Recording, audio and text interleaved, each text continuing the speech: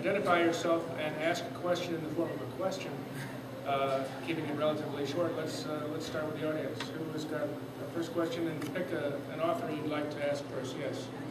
I'd like to follow up on a discussion. My name is Cynthia McNary.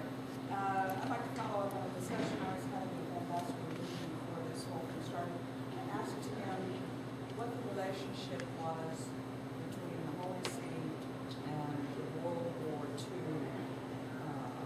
leaders. And he was just about to tell me about a visit with FDR, and then I saw you and I wanted him to. Good question. What is the relationship between the Holy See, if you'd like to address that up here at the mic, and the leaders during the World War II era?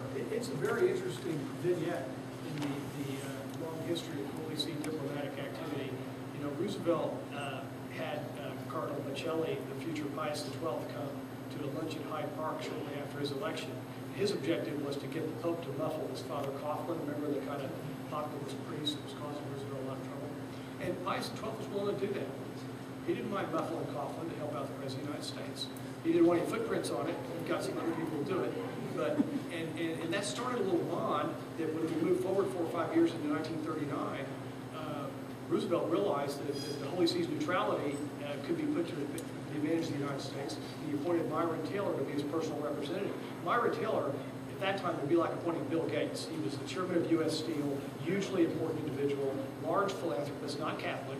And so it said a lot about the important opportunity that President Roosevelt saw to leverage the Holy See's neutrality. And there's all kinds of things that happened. We used to use your diplomatic pouch. There were radio messages that were coded. We had a guy, his DCM was stationed in Rome all during the war, like one capitalist seed in the middle of fascist Italy, you know, and a lot of great things resulted from that. A lot of information exchange was conducted through the Pope himself. Tippmann or Myron Taylor would go say something to the Pope would have a chance to speak to all the world leaders, including German and Italian and Vichy Francois. It was a very robust diplomatic engagement that we conducted through. In each case, we'll ask if there's anyone else on the panel who wishes to respond. Not seeing a response on this question, let's go to our next question. Who's got a question? Yes. My name is Carol Houle. I was just wondering when you mentioned about Kennedy and Johnson, because I was in Tanzania for 21 years after the British Ferrari and for 6 years, and he spoke very highly about both Kennedy and Jimmy Carter. He said the other presidents Kennedy wrote. That was, the young, he wasn't a communist man, he was a local African socialist. But what happened to Johnson? I think was he just not versed in foreign affairs, or was he just a U.S. person primarily? Or I remember a big mistake on other things. Good question. Good question, and let's chat afterward. We're coming to a more mixed verdict about LBJ. He had experience of the world before 1963, including a lot of vice presidential travels that Kennedy had dispatched him on.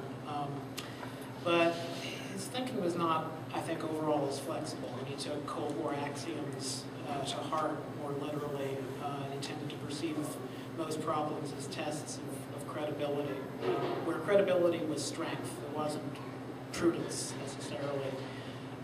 And that of course speaks to Vietnam, but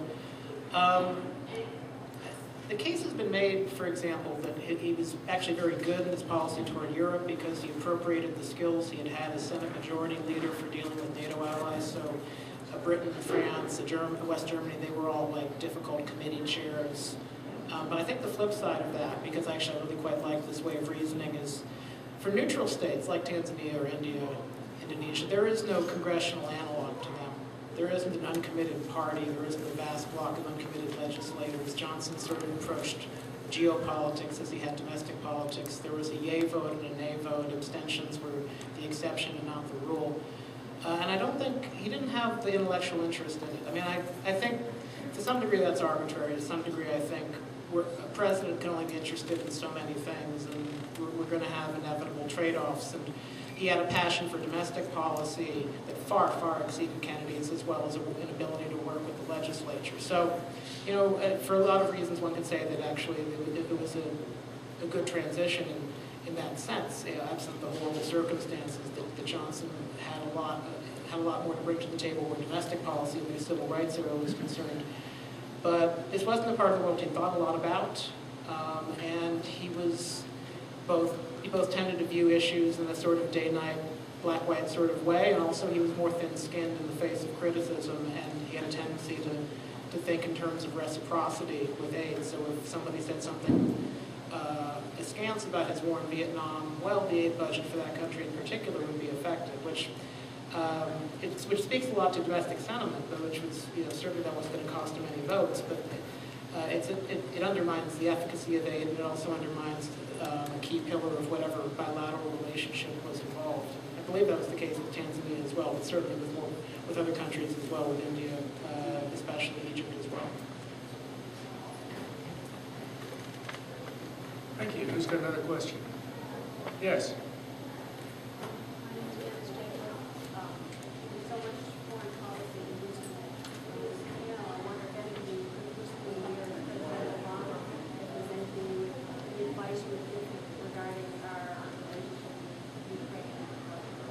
What advice would members of the panel give President Obama in terms of our relationship with the Ukraine and parts of it that are no longer the Ukraine?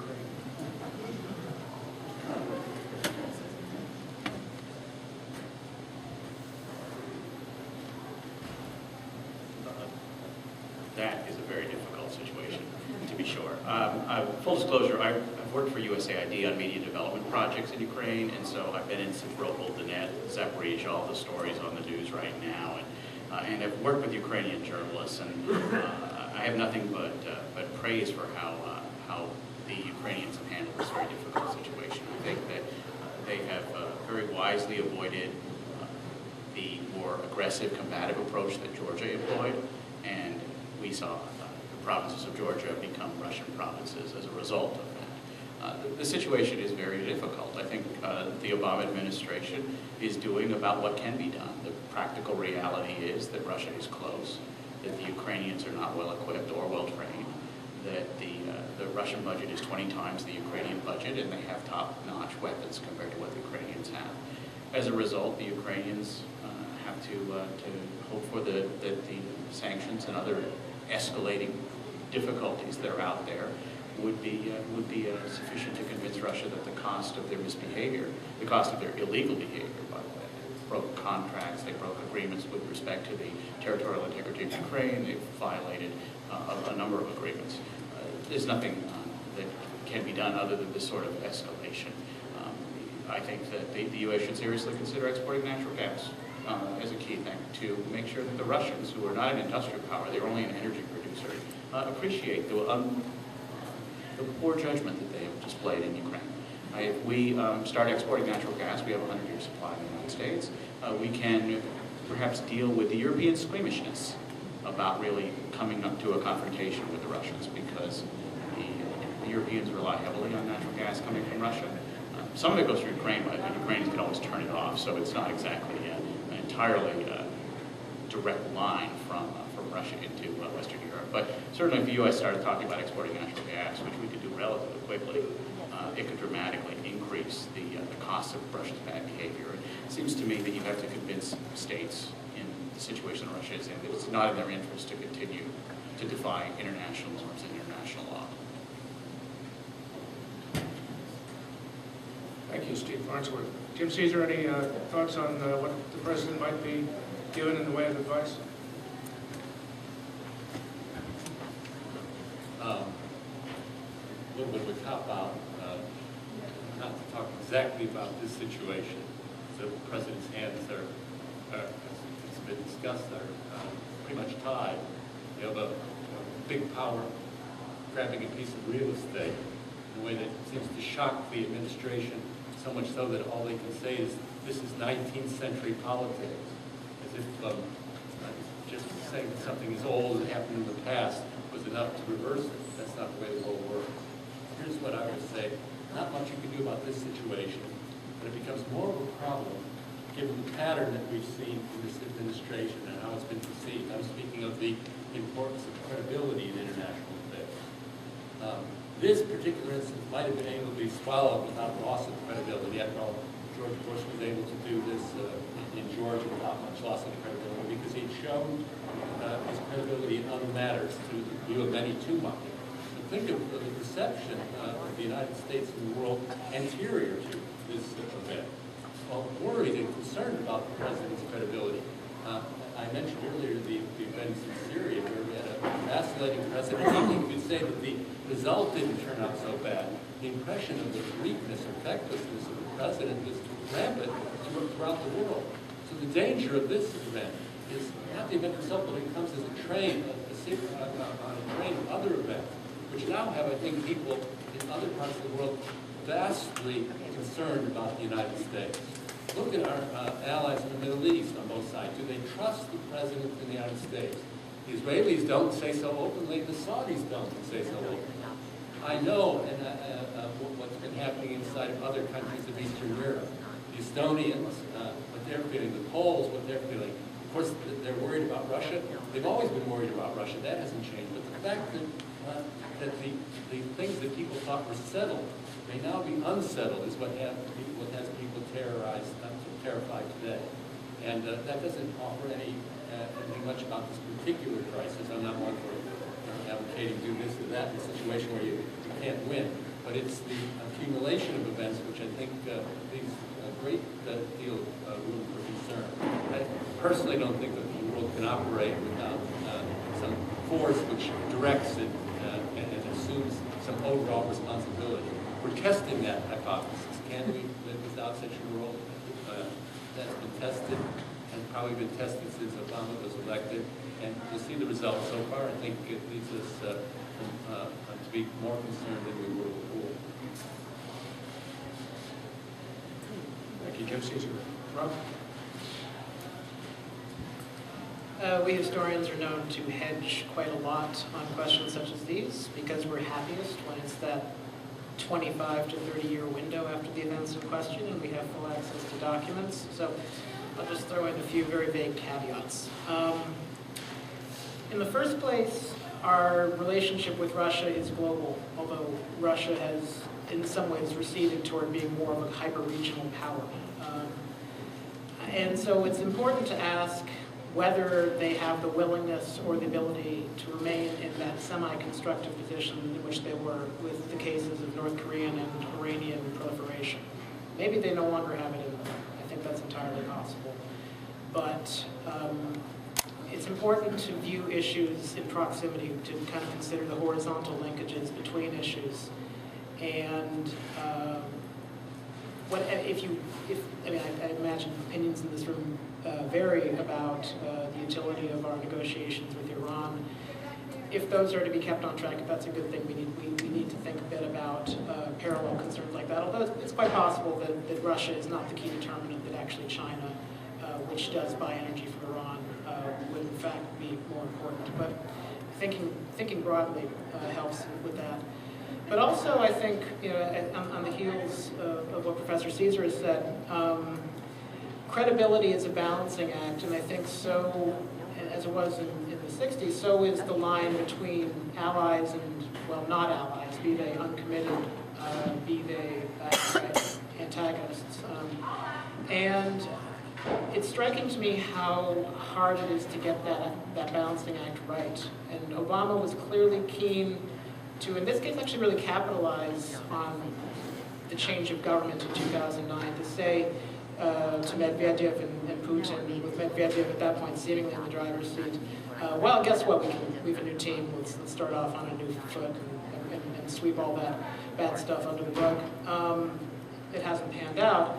But in the process, the Obama team was, I think, unnecessarily dismissive of allies in the region. Not in a manner that I think amounted to, well, betrayal and neglect or anything like that, but just missing some of the basic niceties, not sending someone to the Polish commemoration of the invasion, the German invasion in September of 2009. Little things like that that might have that might have smoothed over feathers that were otherwise ruffled by changes in policy. So getting that allies and everyone else balance right is something this administration hasn't done very well at, but actually Kennedy, I think, had a very hard time with it too. But also I think there is the credibility problem, which is that it's a two-edged sword.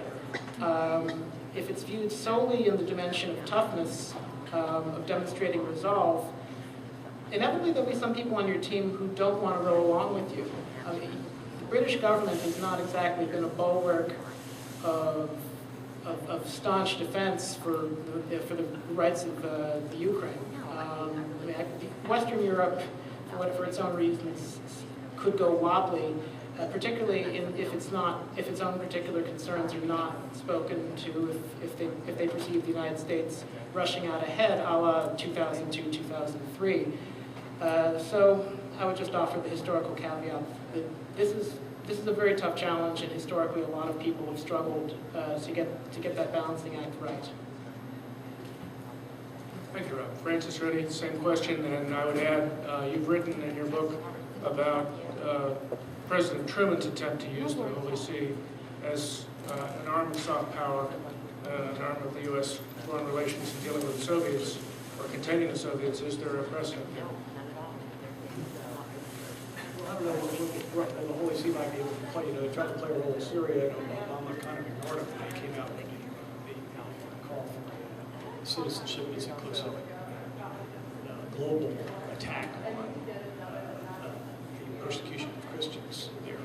But I don't have to be diplomatic and see both sides. I'm not an academic, but I have been in 110 countries, and all the ones that you've mentioned a few times under the guise of as a contractor. And as such, I think I would say that the reticence, as Professor Kruger said, the reticence of the Obama administration to project American power and safeguard America is coming home to roost. And I hope that people will think about this broader context of the political debate that's going to ensue, not the role that America has to have in foreign policy. Not to say that we need to be a unipolar world or any of that. It's going to be a multipolar world. But we've gone so far the other ways. I think Professor Kruger and Robert alluded to as well, that we've created these huge vacuums. Like Condi Rice used to say, when the good state actors recede from the stage, the bad state actors come in. Bob Kagan's written some similar work to that same effect at the Brookings Institution. And so, when you look at that, you've got to say, wait a minute, where do we have our NATO troops deployed? What are we doing about energy, okay? As early as 2003 or 4, the State Department had a task force to try to bring visibility to the stranglehold that Russia had on the supply of natural gas to Germany and Eastern Europe. And Bush started to formulate an energy policy. Obama's got zero energy policy, at least doesn't have one that supports fossil fuels. We've got to do something about that. And so now, okay, I had this little conference call Saturday afternoon with John Thune, Marco Rubio, John Boehner, and a couple of other people, foreign policy people, to talk about what are our options and what should be the Republican response. And they said, well, we're going to export natural gas. I said, well, you guys are such bozos, okay? That's a 5-year solution. We only got about 3 places in all of Europe we could bring it in right now. We should have been doing that when the State Department brought this to everybody's attention back in 2003 or 4 and said, wait a minute, look where all these pipelines are going. So we've got to start thinking ahead as a country in the same way Franklin Roosevelt thought ahead as a country, the same way John Kennedy thought ahead as a country, and in some strange ways the same way Nixon thought ahead as a country in foreign policy. That's what I was saying. Thank you. We have got about 15 more minutes where we can take our Q&A, and then we have some time for you to speak individually with the authors and perhaps get some books signed. So who's got another question for our panel? Yes. Okay, so my name is Bob Damon. I have a question. I think it probably goes to you two guys. It has to do with the issue of climate change and climate science and the extent to which that's covered in journalism and in our political campaign. It seems like the climate scientists see this as an existential threat to civilization, whereas it does not seem to get much coverage in mainstream journalists, journals, TV news, and it seems to be almost irrelevant to our political campaign. And I wonder if and when that gap is likely to close and what might be the consequences of that. The question, if you want to take it first, Steve, is about climate change and its relative lack of coverage in our media? There's a fundamental reality of journalism, and that is a story needs a peg, something that you can hang it on. And so when you think about coverage of climate change, you need a triggering event that will allow you to talk about climate change from the point of view of the journalist. You can't just randomly bring this subject up in journalism. It's too reactive a medium to expect much of that.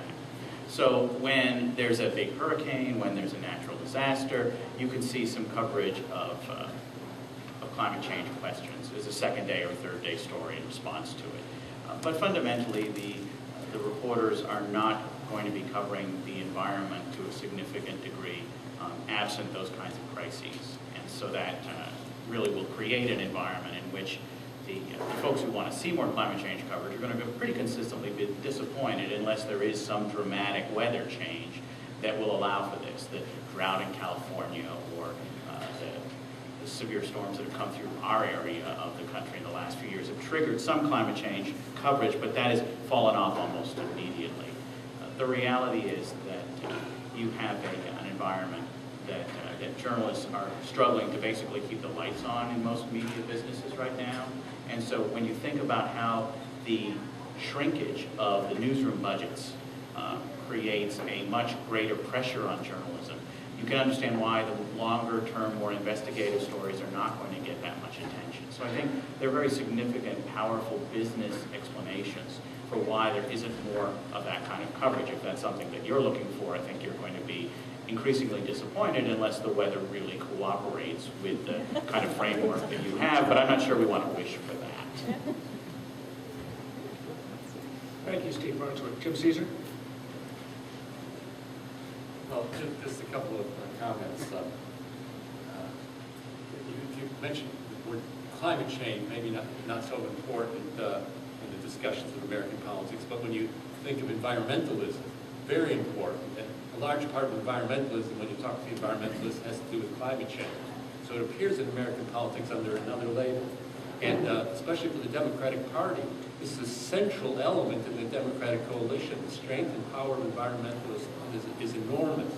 And even though it might not come up very much in presidential debates, it comes up a lot and certainly has a profound impact on the characteristics of American politics. For example, why don't we have the Keystone Pipeline? Now we're so many years into this, it's almost an embarrassment to say, when is the decision going to be made?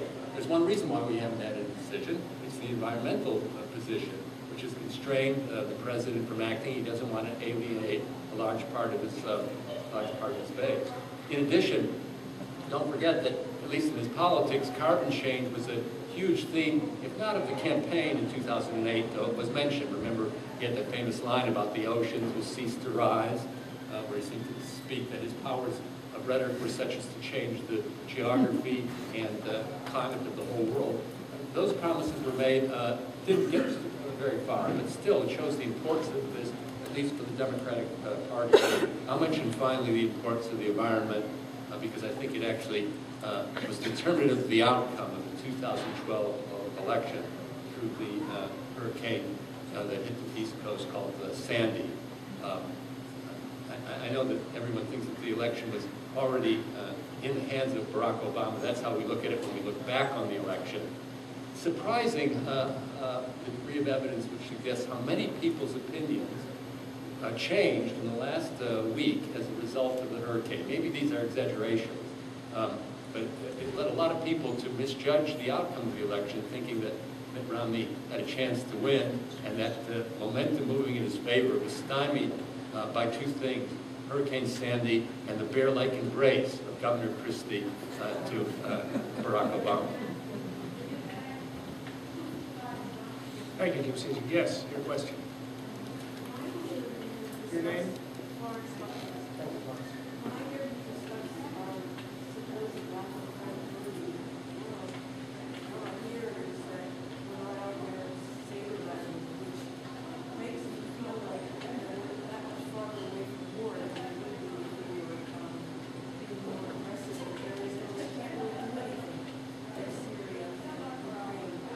But I just want to know if anybody has paid attention to the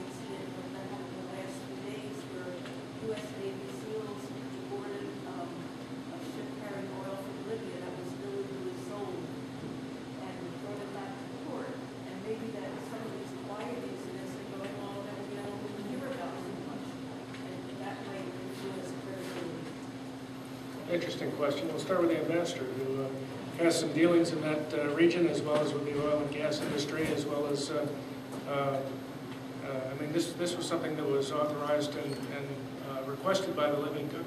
Yeah, it's not to say it's so gloom and doom. We've got good people out there in all forms of diplomacy and intelligence and everything doing brave things every day, which you don't hear about. That's a real victory. During my time in that, we had a couple of near misses that could have radically changed Al-Qaeda's strength, and sometimes it's just a matter of a guy shutting a car door too quick. And fortunately, President Obama's team got bin Laden. But I think what I'm just trying to say is that I'm not talking about trying to start a war. And sometimes when you're too weak, you create conditions that can lead to the instability that can actually do more to start a war than when you're too strong. And I said some things about George Bush that, probably not trying to be kind of nuanced about this, because we did have some warmongers. I'm not a neocon, and I don't think they're as thought out sometimes as they need to be. But I do think that the good people in the world need to be on the table, projecting their authority. If there's a role for NATO, this is the kind of role there is for NATO. Kosovo, and Bosnia, the Serbian war was a huge, to me, a success of NATO. I think we have to think about, if we're going to have a NATO, where do we deploy it and do some good? The missile shield, okay? There's a lot of really good reasons to not have the missile shield because of the type of weapons and everything that it was being used for. I know that the Spogli Center did some work on that, in fact. But the fact that Obama just took it out without even making it hard on Putin diplomatically was like, okay, hit me. Then the ICBM trade. I mean, even if it was a legitimate trade, there's just too much stuff that we're not thinking through here and saying, well, let's be smart about it, like Kennedy was in the missile crisis, that kind of thing. That's what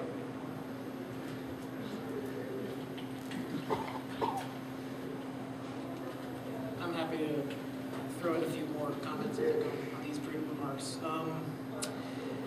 Our credibility, I think, is going to be perceived differently depending on all kinds of local contexts. Actually, I think it might be like that sort of that Tolstoyan saying, maybe, except maybe every case of credibility is different in its own right, and every case of lack of credibility is also going to be different in its own right. In the dozens of capitals where we don't presently have an ambassador, because there is a monumental George Washington Bridge-like backlog just a little bit to our north in terms of confirming people, I would say we have a credibility problem. And it's one that's unnecessary, and it's one that's been created by our wholly toxic domestic politics. In other areas of the world, I think, going from region to region, people want credibility mainly on the issues that pertain directly to them. Did the Estonians breathe a sigh of relief when we went into Iraq? Probably not. They were happy to be seen in the coalition of the willing, but mainly I think they wanted us to be seen at their side in their particular issues, and they fretted about our eyes being drawn to a different region of the world. We have the documents now, and we can detect an amazing lack of European enthusiasm for the American commitment to Vietnam in the mid-60s. Western Europeans got very, very fussy anytime Americans got fixated on an Asian problem. And that was a credibility problem of a very different variety. Not that LBJ was unwilling to exercise the use of force to fight communism, but that he seemed too willing to exercise it in a theater that a number of allies regarded as peripheral. And again, I think it points to the sort of the flip side of it, which is that not only are you willing to use force, but you're going to be judicious about doing so.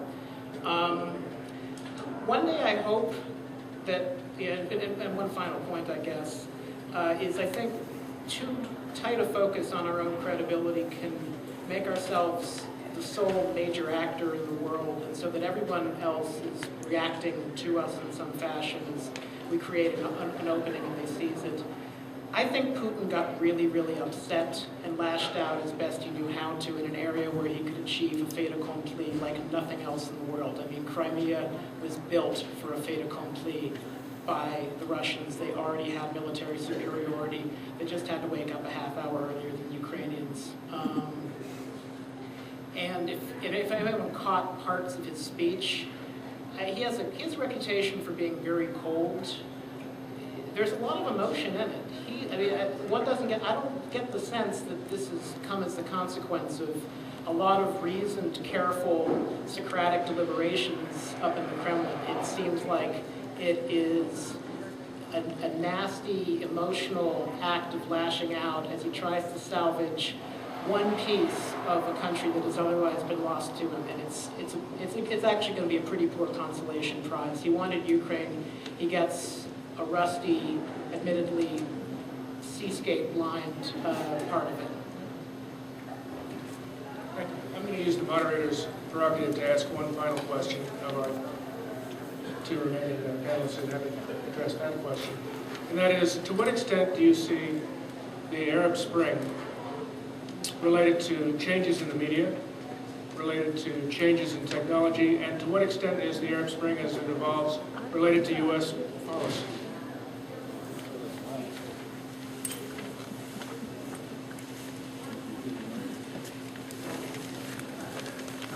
I think that one of the consequences of the very heavy domestic focus of U.S. media is the relatively small role that foreign policy international matters play in presidential elections. But one of the things that we're seeing in this presidency, as well as the one previous to it, is the overwhelming role that these international matters play actually in presidential governance.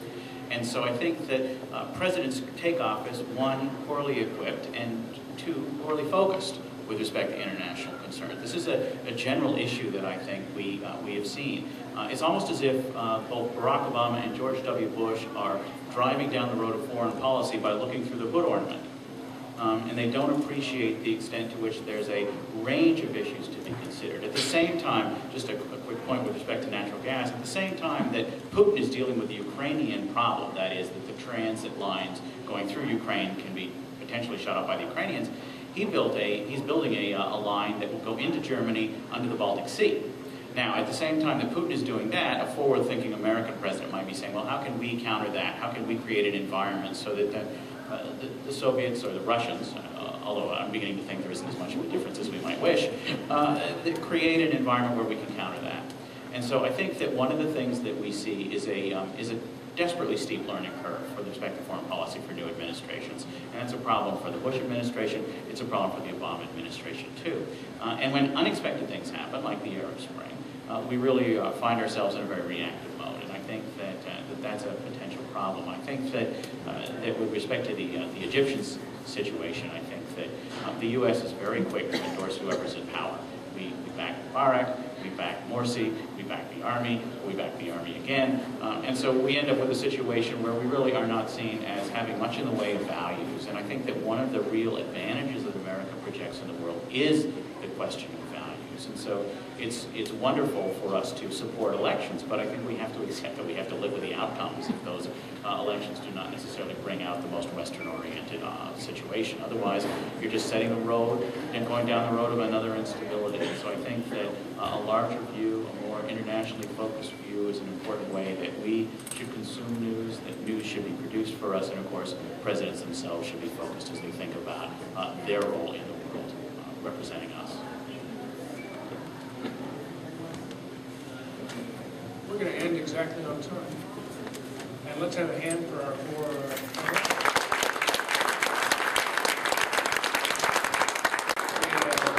folks from the Virginia Foundation for the Humanities who sponsored this 20th annual book festival have yellow sheets for people to fill out if you would like to offer some feedback to the foundation and book festival sponsors. We have four authors up here with us via books who would be very happy to speak with any and all of you and sign some of your books. So thank you all for coming. On behalf of the Foundation for the Humanities, come back next year. We will be here. Thanks.